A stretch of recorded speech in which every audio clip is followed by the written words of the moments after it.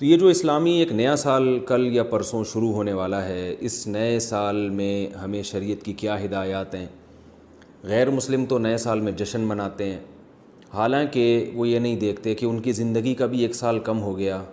اور اس کائنات کے لیے اللہ نے جتنے سال رکھے ہیں ان میں سے بھی ایک سال کم ہو گیا۔ تو خوشی کا تو یہ موقع بالکل بھی نہیں ہے کہ ہم قبر کے مزید قریب ہو گئے، جتنی زندگی ہم لے کر آئے تھے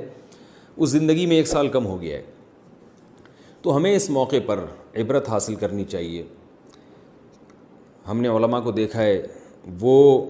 ہمارے شیخ حضرت مفتی رشید احمد صاحب رحمہ اللہ تعالیٰ فرمایا کرتے تھے کہ جب میں کوئی فتویٰ لکھتا ہوں، کوئی تحریر لکھتا ہوں، اور سال جب چینج ہوتا ہے تو 1440 کے بجائے جیسے 1441 ہو گیا،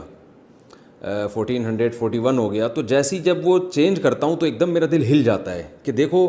یہ سال بھی گزر گیا۔ تو ہم جب سے پیدا ہوئے ہیں اس وقت سے لے کر